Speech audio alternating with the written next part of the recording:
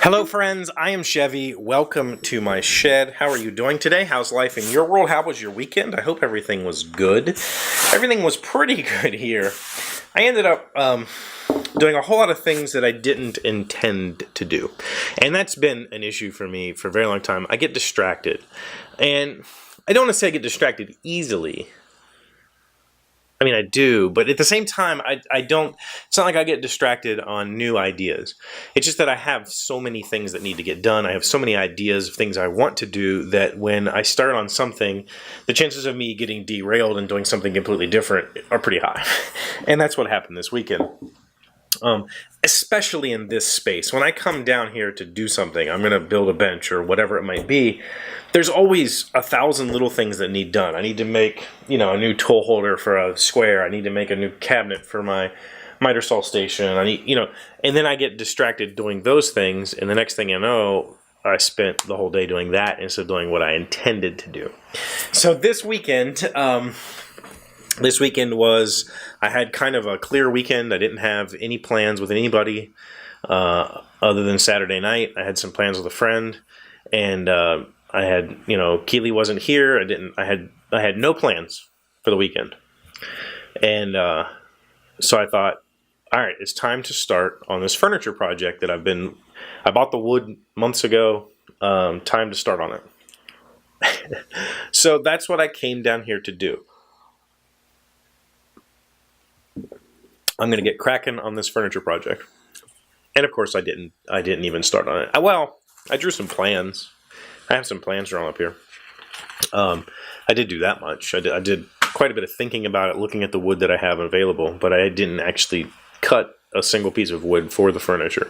By the way, I'm going to make side tables for my bed. That's what I'm going to work on. But what I ended up doing instead is arguably one of the biggest wastes of time I've ever had here in the shop, but also it was a really enjoyable waste of time. And that was refinishing a machete. So I can't even believe I'm telling you this. This is a machete, like a $6 machete from Walmart that is just mild steel. This isn't even hardened steel. No, most machetes aren't. It's dull as can be. This was my grandfather's machete. And I don't know if you remember, a few months back, I made this axe for Keely. She said, Daddy, I want an axe. She wanted to play zombies. So we made her an axe that's completely wood. There's no metal in that. And had a really good time. Well, then she told me recently she wanted a machete for playing zombies. And I said, well, I have a machete, you can have it. So I gave her this one. But prior to this weekend, it was super rusty. This was my grandfather's. It sat in his basement forever. It sat down here forever. It was super rusty, and it had like the cheap made in Taiwan scales on it. I mean, this is not like a vintage tool or anything like that. It's just you can still get these for like $10 at Walmart, right? So it had these scales, and they had duct tape wrapped around it. It was not a very nice looking machete for her to play with. So I ended up spending the day Saturday. I cleaned up the blade on the wire wheel as much as I felt like it needed. I didn't want this to be shiny steel anymore, but I didn't want surface rust. So I got rid of the surface rust and left some of the patina. And then I went and made walnut and oak dowels. Walnut scales with oak dowels. And shellacked it, and it's really nice in the hand. It's amazing. This is actually the second set of scales I made. The first set of scales I made, I didn't get the holes drilled quite right. So when I went to pound the dowels through, it broke the back scale completely off. So then I had to remake them. I'm glad I did, though, because this set turned out way, way better than the first time. It fits perfectly in my hand. It feels great and comfortable. And, if I was actually to go machete something, it would be great. But, this is a $1 piece of steel, what it was originally probably $5 to $10 blade, and I've spent pretty much an entire Saturday custom making scales for it. So these are significantly more valuable than if you count my time and all that. But the thing is, I had never made knife scales before. I've never done that. I cut these out. I cut the shape, the profile out, and then split the wood on the bandsaw, glued it good face to good face, and shaped it more on the bandsaw, shaped it on the sander, shaped it with files and rasps by hand and sanding.